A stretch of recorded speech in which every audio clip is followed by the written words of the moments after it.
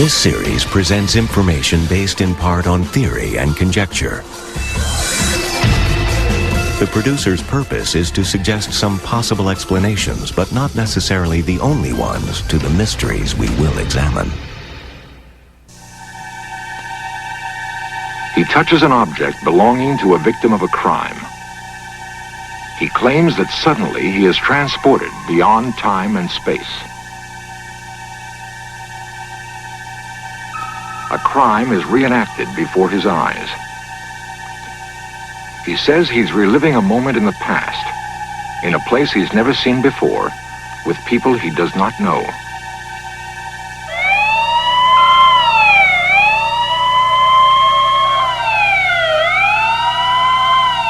It has been a trance, but when it ends, psychic Peter Herkos seems to have hard information.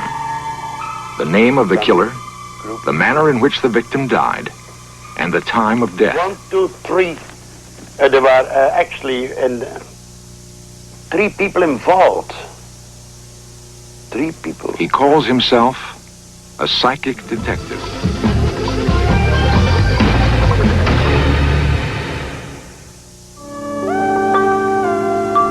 Chief Detective Robert Lowry has been with the Florissant Police Department in St. Louis for 23 years. For Lowry and detectives like him, the routine of casework follows the long-established techniques of following leads, gathering evidence, and questioning witnesses.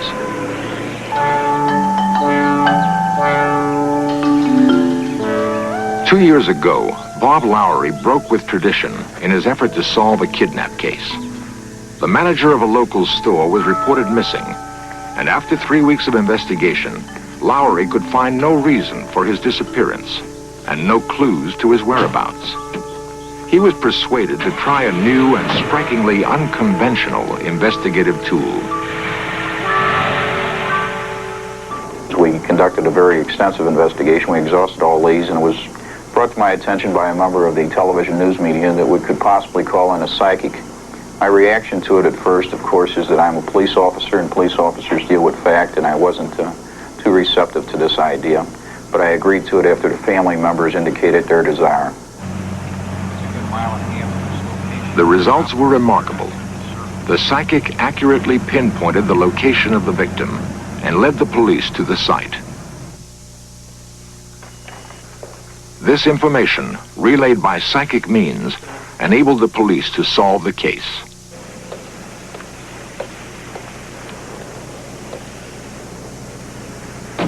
Extrasensory perception is the power of the mind to reach across time and space in a way that seems impossible. To know a thought when it has not been spoken. To see an event that has happened in a distant place. Scientists acknowledge that it exists, but don't understand how it works. Some believe it can be harnessed for practical use, and one way may be in the fight against crime. There are psychic detectives all over the country. The most well-known is Peter Herkos, based in Los Angeles. Herkos first visits the scene of a crime to get what he calls psychic impressions.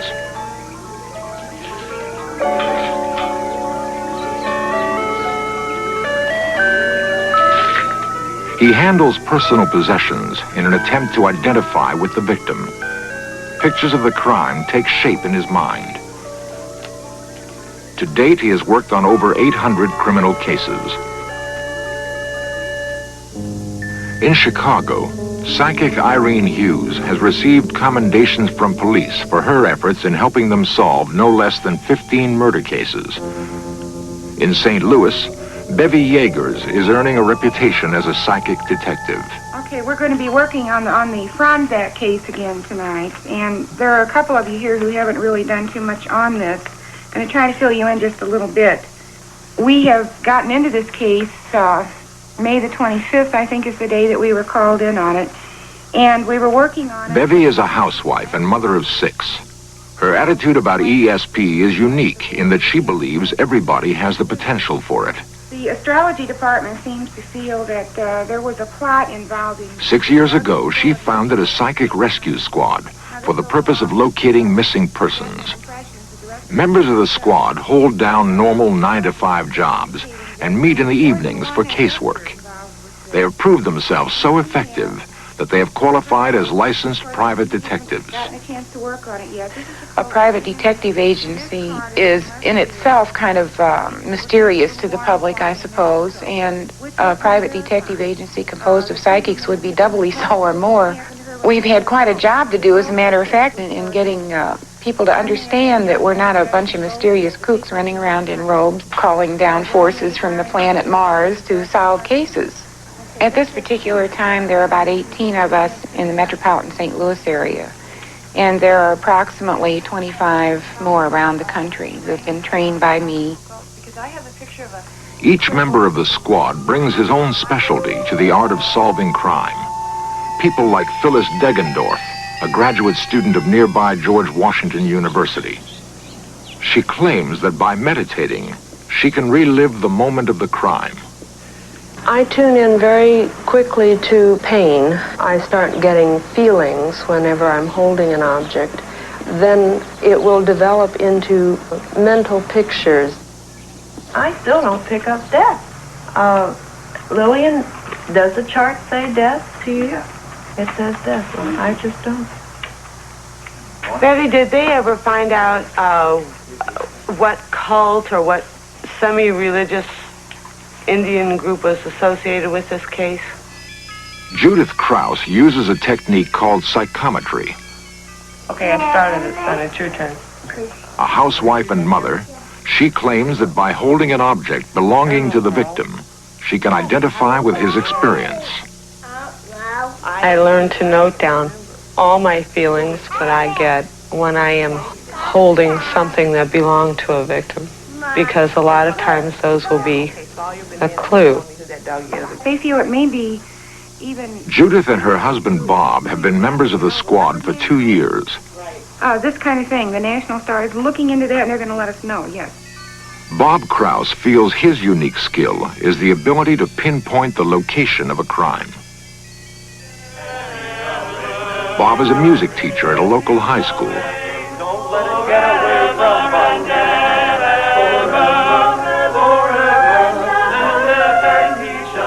He says that he has learned how to overcome the barriers of time and space and actually project himself to the scene of a crime. I feel, if any, that my forte would be in visualizing an area where something might have taken place.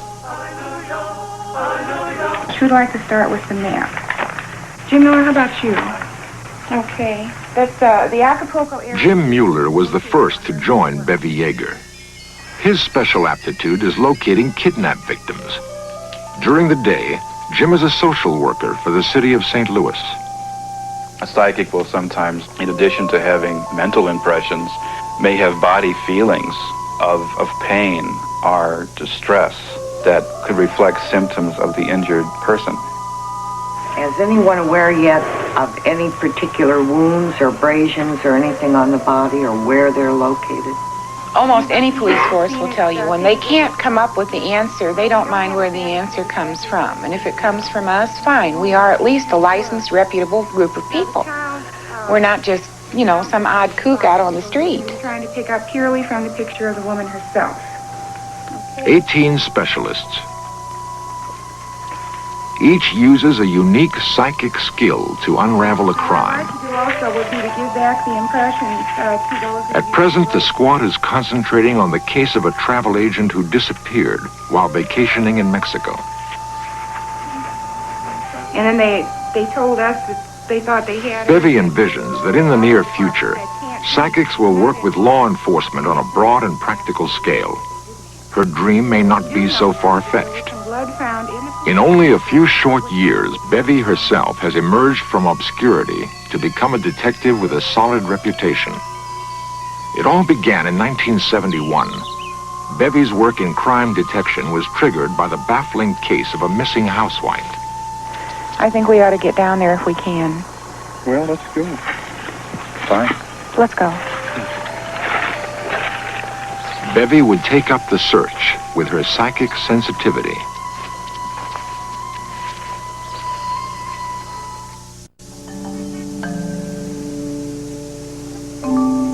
1971, the St. Louis police were baffled by the case of a missing woman named Sally Lucas. Known by her friends as a loving wife and devoted mother, she vanished from her comfortable suburban home without a trace. Every year, close to 80,000 people disappear, seemingly without motive. Sally Lucas was a classic example. Mrs. Lucas had last been seen leaving the town and country shopping center with an armful of packages. Detectives spent frustrating hours piecing together her last day. They suspected foul play. Police had scoured St. Louis but could find no clues to her whereabouts. 3 weeks from the day that Sally Lucas disappeared, Bevy Yeagers contacted the St. Louis Globe-Democrat, one of the city's leading newspapers. She had a hunch. Bill Fustel, the city editor, remembers her call well. So police were at a dead end. There have been no evidence turned up. I'm not sure psychics are always accurate, but I do think that there is something to this. She touched some garments and a powder puff of the missing woman. And she said at that time that she described the woman whom she did not previously know. She described her fairly accurately: short hair, short of stature, didn't smoke much. And she said she got a picture of some policemen bending over the car near a large body of water. The next day, Mrs. Lucas' car was found on the Gulf of Mexico. I called Lieutenant Kiriakis, and I said, I want to do something unusual, if we can do it. And he said, what? And I said, I want to bring the psychic out and let her sit in this car and see what kind of impressions she obtains. Lieutenant Kiriakis has been with the St. Louis police for 18 years. The veteran detective was taken aback that Fustel wanted to bring a psychic into the case. Well, my real feeling was that he's got to be kidding or he's putting me on just a little bit. I really didn't think he was honestly serious at the time, but he was. But Mrs. Yeager asked if she could sit in the car. I kind of sat back and I thought, boy, this is really going to be something. I'll be surprised if anything comes out of this. Psychics claim to be able to receive vivid impressions through the sense of touch. Sitting behind the wheel of the Lucas car, as Bevy demonstrated for us, a whole series of visual images flooded through her mind. She appeared to be lost in a deep trance. She sat in the car with a pad and a pen for about 10 minutes, and she wrote down many things on that paper. And at one point, about 6 minutes into the time she was in the car, she got a terrible look of agony on her face, of pain. She began to sweat very heavily. The car gave off strong psychic vibrations. At first, the disconnected pictures that Bevy said flashed through her mind made no sense at all. My notes were full of letter C's and things like that. Horses' heads.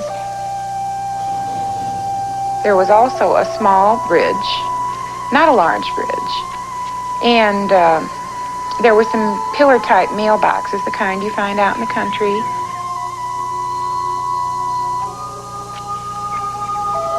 I was leaning forward to either put the key in the lock or pull it out of, and as I did that, I was struck a very, very severe blow on the right side of the head.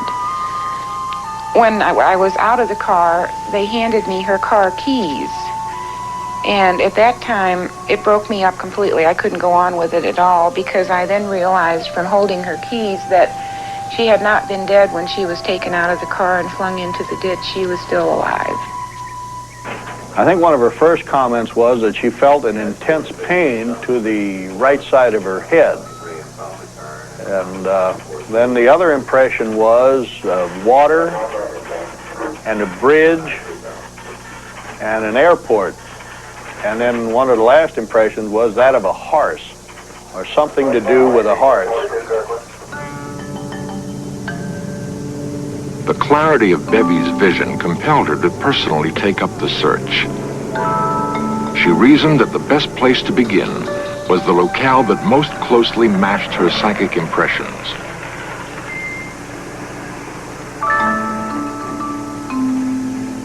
Bevy began to search the 10-square-mile area of Babbler State Park, just northwest of St. Louis. She was accompanied by her husband, Ray, and psychic student Jim Mueller. At first, the idea of penetrating such a vast and wild tract of land seemed hopeless.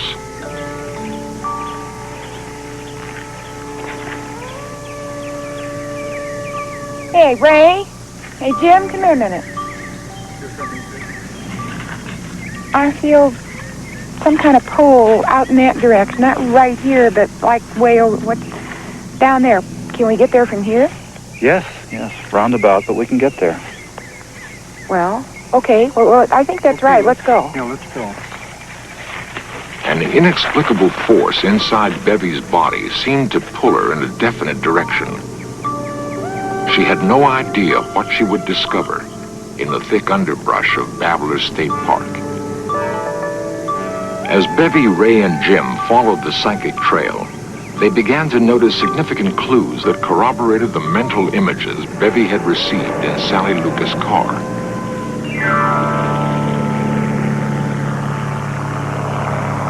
A small airport called the Spirit of St. Louis was less than 2 miles away.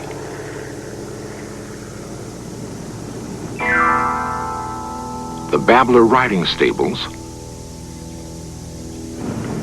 then the road sign, Wild Horse Creek, intersecting Highway C. Could this have been the C that kept appearing in Bevy's notes?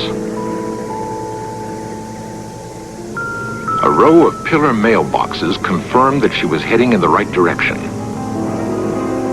And then, the final clue, one that came chillingly close to her psychic vision. Now, there's a bridge up ahead. Maybe that's the place we ought to stop. But the creek looks like it's crossing the road. Just pull on past the bridge. Maybe we ought to look this place over here. My notes were full of letter C's and things like that. Horses' heads. There was also a small bridge. And there were some pillar-type mailboxes, the kind you find out in the country.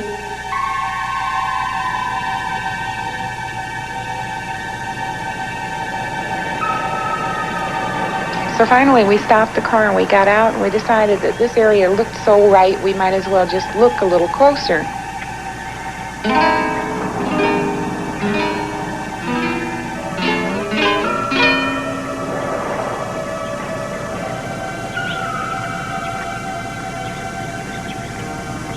The terrain just looked right, it felt right.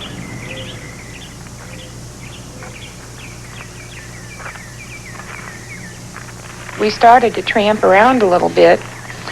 I can't explain that exactly, but there was a feeling in the body somewhere that there was something, and it was not far. It was almost as if my body was a magnetic needle, and it was seeking, it was honing in on a certain direction.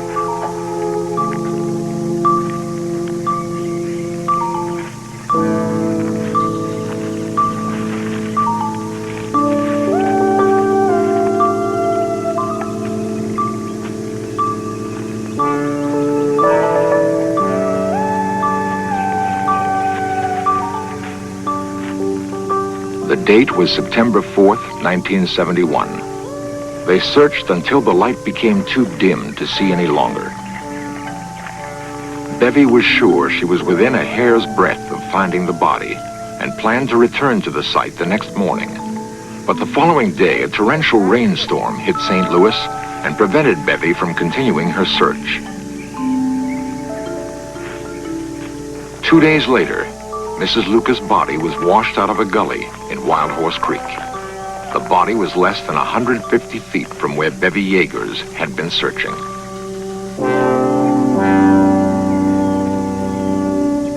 Well, it was about a day or two after we had found the body and had processed the scene and everything like that.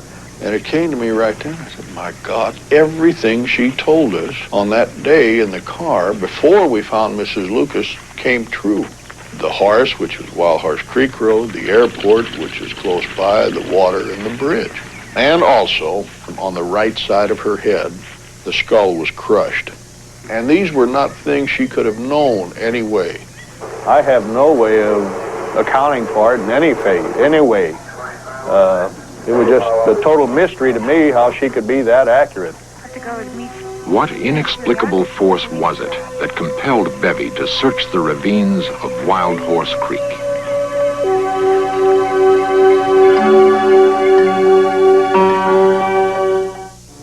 Sandy Franzak is an American girl from our city who was with a group of travel agents going down to Acapulco. Bevy and the Psychic Rescue Squad are continuing their casework on a national level. They feel they are moving closer to solving the case of the missing travel agent. Yes, in their search of the beach that they feel is Sandy's, but it hasn't been 100% identified by her roommate as having been what she had on when she left. It is not inconceivable that the role of the psychic detective could have major consequences for law enforcement in the United States. If the technique of using ESP to pinpoint crime and ferret out criminals can be developed on a broad and practical scale, it may become a deterrent to anyone contemplating a criminal act. This, it seems, may not be beyond the power of the mind. Coming up next, after an agent is left for dead, the case takes a new and murderous turn on FBI: The Untold Stories. Then they got the wrong guy, but it takes Dr. Samuel Shepard 12 years to prove he did not kill his wife on History's Crimes and Trials.